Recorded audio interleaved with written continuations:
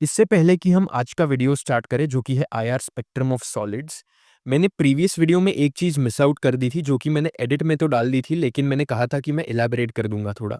तो वो ये है कि यहाँ पर जब हम हैंडल कर रहे थे नीट लिक्विड्स को आईआर में, उसमें मैंने ये नहीं कहा कि ये जो रॉक सॉल्ट प्लेट्स है, जिसको हम एक दूसरे के साथ चिपका रहे हैं सो दैट ये सैंपल जो है हमारा वो एक फ़िल्म बना ले। ये रॉक सॉल्ट प्लेट्स कोई भी टाइप का आईआर रेडिएशन अब्ज़ॉर्ब नहीं करती, कंप्लीटली ट्रांसपेरेंट होती है। इसी वजह से हमें देखने क्या मिलता है कि ये जो बीच में फ़िल्म प्रेज़ेंट है ये लिक्विड की, वो फ़िल्म ही सिर्फ़ आईआर रेडिएशन को अब्ज़ॉर्ब करेगी जिसका रीडिंग हमें देखने मिलेगा डिटेक्टर में। तो मुझे ये कहना था कि ये rock salt plates completely transparent होती है आईआर के लिए। तो यही सिर्फ़ कहना था मुझे, इसके साथ हम स्टार्ट कर सकते हैं आईआर स्पेक्ट्रम ऑफ सॉलिड्स। अब अगर आपका सैंपल ना लिक्विड है, ना उसे गैसियस फॉर्म में कन्वर्ट किया जा सकता है, तो उसमें आपके पास एक ही ऑप्शन बचता है कि आप उसे सॉलिड फॉर्म में ही एनालाइज़ करो।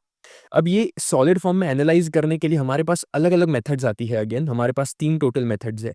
उसमें से सबसे पहली मेथड हम आज कवर करने वाले हैं, जो कि है bye preparing a solution of the solid.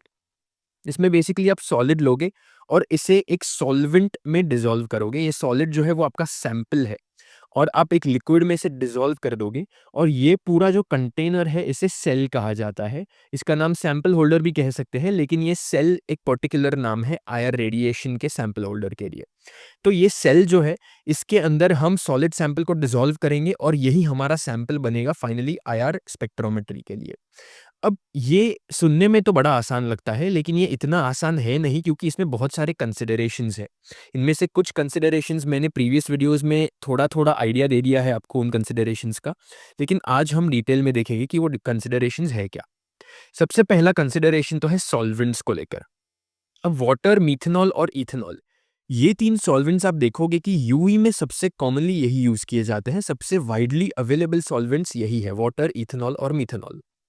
लेकिन इसमें प्रॉब्लम ये आता है, हमारे पास 2 प्रॉब्लम्स है इसमें कि अगर आईआर रेडिएशन को आप कंसीडर करो, तो ये तीनों सॉल्वेंट्स आईआर रेडिएशन को बहुत स्ट्रांगली एब्ज़ॉर्ब करते हैं, जिसकी वजह से हमें जो पीक्स मिलेंगे डिटेक्टर में, वो इन सभी के पीक्स मिलाकर आएँगे, तो हमारे पास एक ऐसा रीडिंग आएगा जिसमें कि हम फिगर आउट नहीं कर पाएँगे कि वो पीक्स इन सॉल्वेंट्स के हैं या फिर हमारे सैंपल्स के हैं।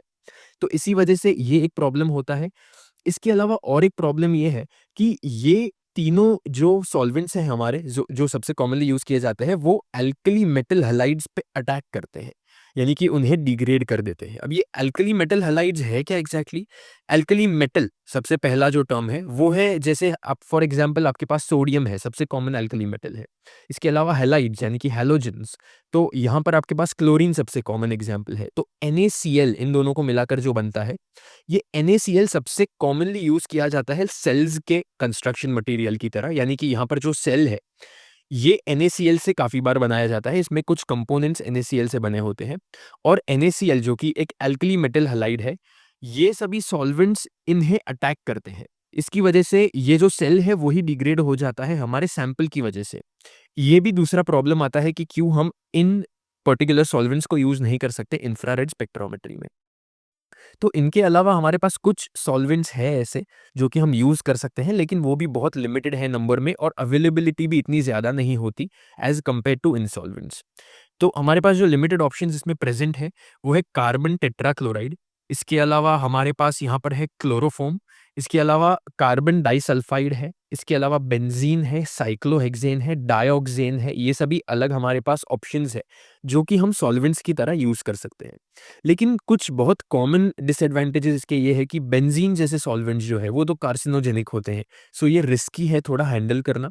इसके अलावा हमारे पास एक और प्रॉब्लम ये आता है कि आप देख सकते हो कि अलग-अलग सॉल्वेंट्स के अलग-अलग रेंजेस हैं आईआर रेडिएशन में, जहाँ पर वो ट्रांसपेरेंट है। यानी कि अगर आपको 2 से 6 माइक्रोमीटर या फिर 8 से 12 माइक्रोमीटर के बीच में अगर आपको एनालिसिस करना है मेन, तो उसमें आप कार्बन टेट्राक्लोराइड यूज़ कर सकते हो। लेकिन एट द सेम टाइम अगर 6 से लेकर 8 तक है या फिर 12 से लेकर 16 तक है, तो उस केस में आप कार्बन टेट्राक्लोराइड यूज़ नहीं कर पाओगे क्योंकि वो उस रेंज के आईआर रेडिएशन को अब्ज़ॉर्ब कर लेगा। तो इसी वजह से हमारे पास 4 से 8 में और एक ऑप्शन है क्लोरोफॉर्म, 8 से 16 में आपके पास और एक ऑप्शन है कार्बन डाइसल्फ़ाइड। ऐसे अलग-अलग ऑप्शंस आपको अलग-अलग रेंजेस में रखने पड़ेंगे। तो आपके पास एक ऐसा कॉमन सॉल्वेंट नहीं है जो कि आप थ्रू आउट यूज़ कर सको। तो ये भी एक बहुत बड़ा डिसएडवांटेज है। अब ये तो हुए सॉल्वेंट्स के कंसिडरेशन, लेकिन इसके अलावा आपके पास सेल्स के भी कुछ कंसिडरेशंस हैं जो कि आपको ध्यान में रखने हैं। सबसे पहला कंसिडरेशन ये है कि इवन दो इसकी जो बॉडी है यानी कि बाहर का जो पार्ट है वो क्वार्ट्ज या फिर ग्लास से बना होता है, लेकिन इसमें जो ये विंडो दी हुई है आपको वो NaCl से बनी हुई है। यानी कि हमने यहाँ पर जो डिस्कस किया NaCl, जो कि कॉमनली अटैक हो जाता है ये सभी सॉल्वेंट्स के थ्रू, वो NaCl ही यहाँ पर यूज़ किया जाता है। इसका रीज़न क्या है? इसका रीज़न ये है कि ये NaCl जो है वो कंप्लीटली ट्रांसपेरेंट है IR रेडिएशंस के लिए। यानी कि इसके थ्रू आराम से IR रेडिएशंस पास हो जाएँगी, कोई भी रेडिएशन को ये अब्ज़ॉर्ब नहीं करेगा। तो इसी की वजह से ये विंडोज़ NaCl की होती है। और इसके अलावा आपको ये भी याद रखना है कि इसकी जो पाथ लेंथ है, यानी कि ये डिस्टेंस जो है इसका, यानी कि जो डिस्टेंस में आईआर रेडिएशन ये सैंपल के कांटेक्ट में होगा, वो डिस्टेंस आपका 0.01 से लेकर 1 मिलीमीटर तक है। अब इतना छोटा अगर आपका पाथ लेंथ है तो आप इमेजिन कर सकते हो कि आपका आपका सेल कितना छोटा होगा। सेल छोटा होगा तो आपको हैंडल करने में भी डिफ़िकल्टी पड़ेगी। अब इसका रीज़न ये है कि इसका पाथ लेंथ क्यों छोटा है, इवन दो यूवी स्पेक्ट्रोमेट्री में हम देखते हैं कि 1 सेंटीमीटर तक की पाथ लेंथ वाले सेल होते हैं। लेकिन इस केस में इसका पाथ लेंथ इसलिए छोटा है क्योंकि मोस्ट ऑफ द टाइम अगर आप बड़ा पाथ लेंथ रखो, लेट्स से इतना बड़ा सेल लिया हमने और इसमें सॉल्वेंट भरा हमने। अब ये सॉल्वेंट आप समझ सकते हो कि यहाँ पर जो सॉल्वेंट्स है वो लिमिटेड इन नंबर है और आईआर रेडिएशन को कुछ हद तक सभी सॉल्वेंट्स अब्सॉर्ब कर रहे हैं। तो इसमें होगा क्या कि अगर बहुत ज़्यादा सॉल्वेंट है, तो अगर आईआर रेडिएशंस आएँगे तो बहुत ज़्यादा सॉल्वेंट की वजह से बहुत हद तक आईआर रेडिएशंस अपने आप अब्सॉर्ब हो जाएँगे सॉल्वेंट के थ्रू ही। यानी कि सैंपल का जो अब्सॉर्प्शन है और सॉल्वेंट का जो अब्सॉर्प्शन है, इसके बीच में हमें डिफरेंस पता नहीं चलेगा। इस वजह से हम पाथ लेंथ को बहुत छोटा रखते हैं सो दैट सॉल्वेंट कम से कम क्वांटिटी का आए, जिसकी वजह से अब्सॉर्प्शन इतनी हद तक ना हो।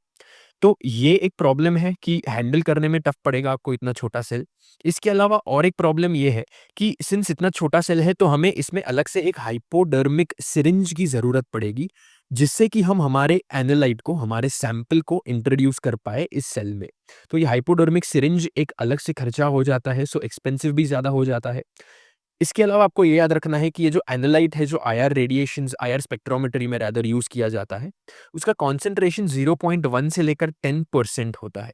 तो ये भी आपको एक याद रखनी है चीज़।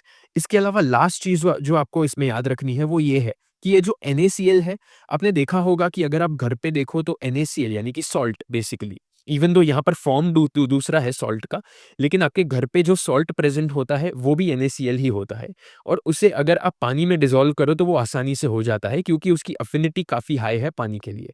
और मॉइस्चर जो होता है एनवायरनमेंट में वो भी पानी का ही एक फ़ॉर्म है, राइट? सो NaCl जो है, वो आसानी से मॉइस्चर को अब्ज़ॉर्ब कर लेता है अपने एनवायरनमेंट में, जिसकी वजह से वो फॉग आसानी से हो जाता है। यानी कि यहाँ पर धुंधला-धुंधला सा हो जाएगा, जिसकी वजह से आईआर रेडिएशंस आसानी से पास नहीं कर पाएँगे इसके थ्रू।